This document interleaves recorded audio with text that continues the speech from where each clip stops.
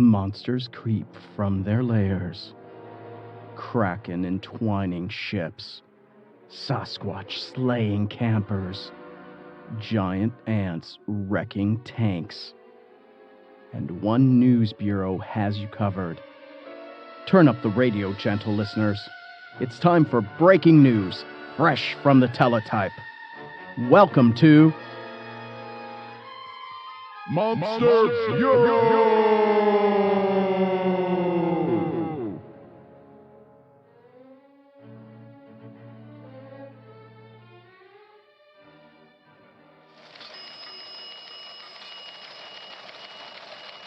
You're listening to Monster Bureau. I'm your intrepid reporter, Jacob Rice, and we have breaking news, fresh from the teletype. Hellhound attacks plague Appalachian mountains in West Virginia. Residents fearful. In the serene and picturesque Appalachian mountains of West Virginia, a chilling series of events has shattered the tranquility, leaving residents in a state of fear and disbelief. Over the past month, 4 separate attacks attributed to mysterious creatures, described as hellhounds, have terrorized the community, resulting in injuries and widespread panic. The first attack occurred on a foggy night near the small town of Elkins. A local farmer, John Harris, was tending to his livestock when he heard eerie growls coming from the nearby forest. I saw this massive black beast with glowing red eyes. It charged at me, and I barely escaped with my life. It tore through my fence like it was paper and took down 3 of my sheep. The second incident happened 2 weeks later near the town of Marlinton. A hiker, Sarah Johnson, was making her way back from a day on the trails when she encountered a similar creature. I was just about a mile from the trailhead when I heard growling behind me. I turned around and saw this monstrous dog-like figure with flames flickering around its mouth. I ran as fast as I could, but it bit my leg before I managed to get away. Ms. Johnson became the first person injured by these demonic dogs. One bit her on the leg, drawing blood and burning her calf. As news of the attack spread, fear gripped the mountain communities. Hunters and outdoorsmen who once felt at home in the wilderness began to avoid the forests. Local authorities launched an investigation into the strange occurrences. Sheriff Tommie Williams of Pocahontas County acknowledged the severity of the situation. Well, we've had our share of bear sightings and other wildlife incidents, but this is something different. The descriptions we're getting don't match any known animal in the region. A third attack added to the growing hysteria. Near the town of Davis, a group of campers experienced an harrowing encounter. One camper, Brian Miller, described the terror of that night. We were sitting around the campfire when we heard this low, guttural growl. Then, this huge black hound with fiery eyes lunged at us.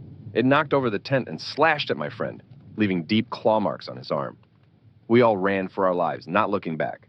By the time the 4th attack occurred, the local pagan community had warned about 1 or more rogue hellhounds, hellish beasts believed to be omens of death and disaster.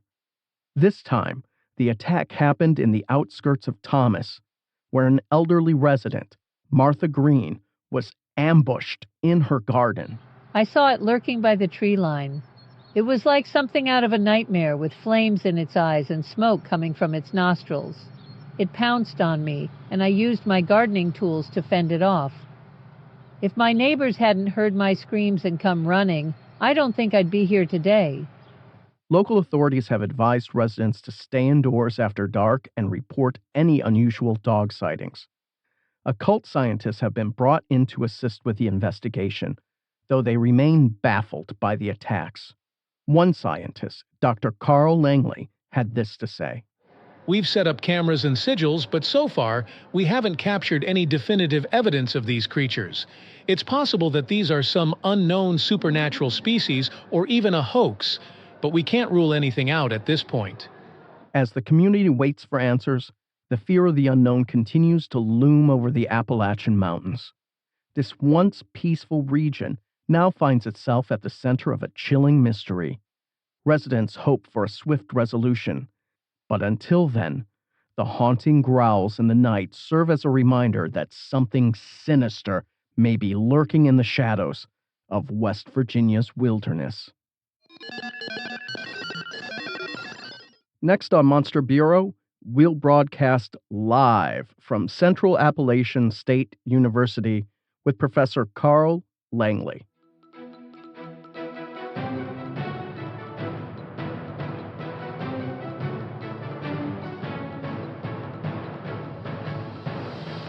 Thanks for joining Monster Bureau.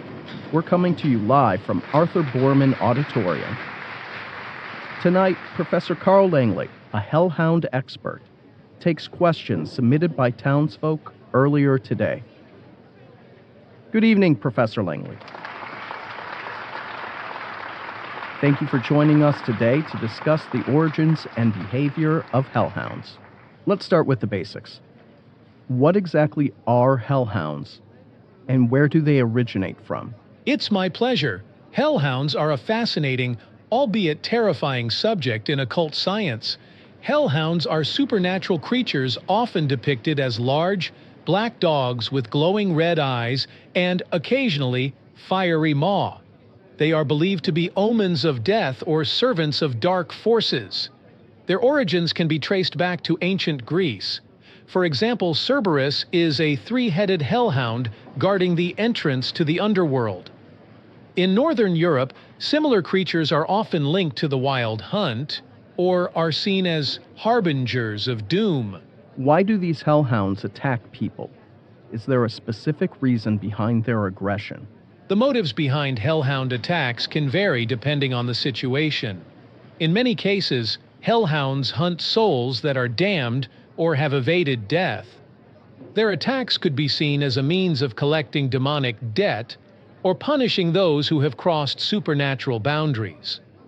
In some cases, hellhounds act as guardians, protecting sacred or cursed sites, like a desecrated graveyard. In rare cases, these creatures are driven by a primal predatory instinct to feed on innocent souls.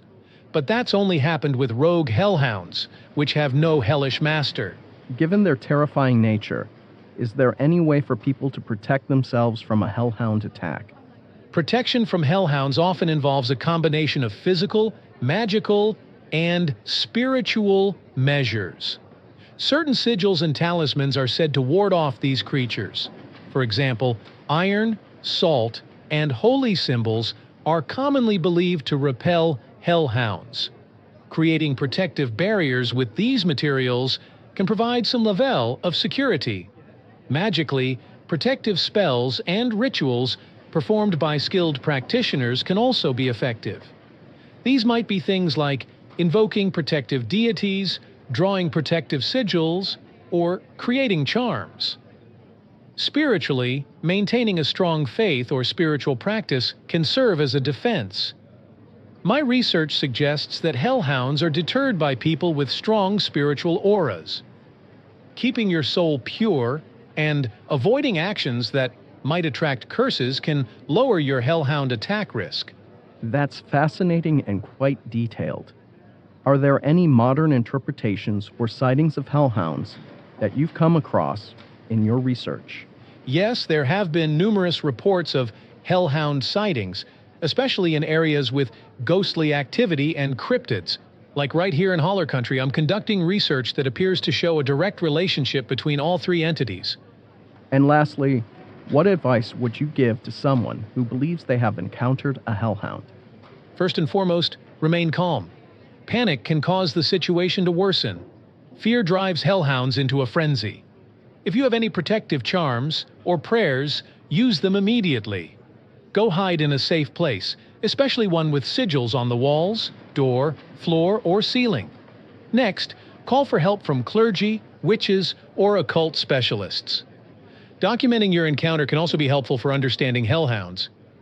Treat this experience with respect and caution because dealing with supernatural entities can be unpredictable.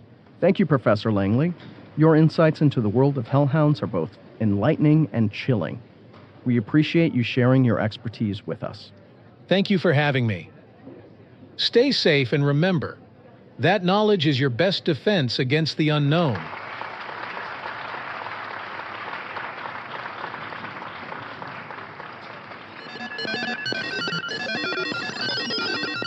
And now, Monster Bureau's intrepid reporter, Jacob Rice, will join Sheriff Tommie Williams as she checks on hellhound witnesses.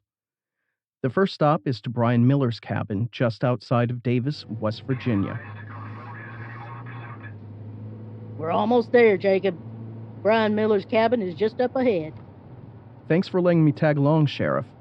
I still can't believe it, though. A hellhound. I thought those were just stories. I wish they were, but after the attacks we've seen, I can't afford to dismiss anything. And if the lead is right, Brian's in more danger than ever.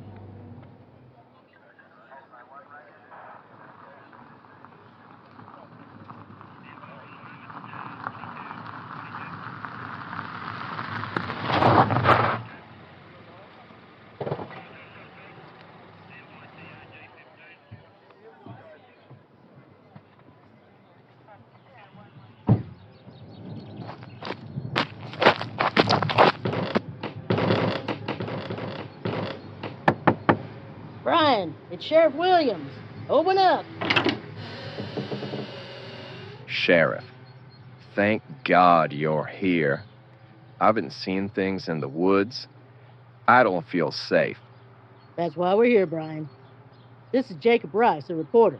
He's here to document what's been happening. Hi, Jacob. Come in, both of you. Quickie. Cozy place you've got here, Brian. But it must be terrifying being out here alone after what happened. You have no idea. It's been a living nightmare since that night. Brian, we need to talk.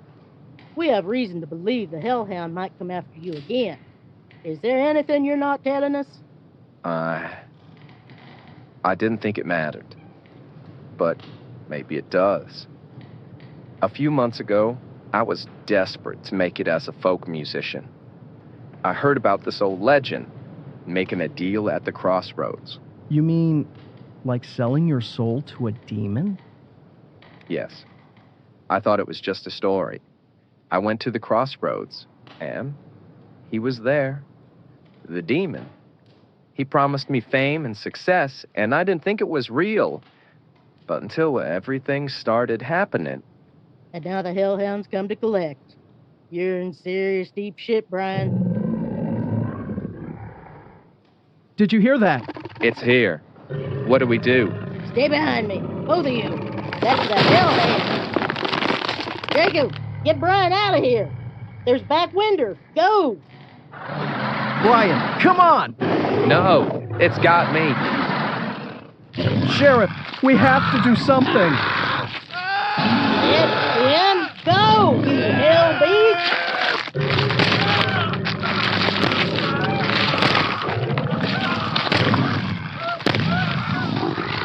There's nothing we can do. It's too late. It took him. It really took him. What happens now, Sheriff? We couldn't save him. That's the price of dealing with demons. We make sure no one else makes the same mistake.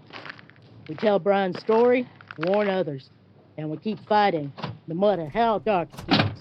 I'll write everything down. People need to know the truth. They do. And maybe, just maybe, we can stop this from happening again.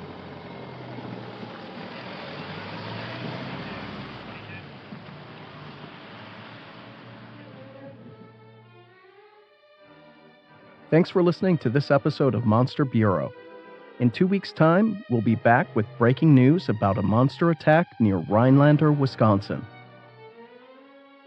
For the Hellhound episode, Wendy Schindler voiced Sheriff Tommie Williams. Thanks, Wendy.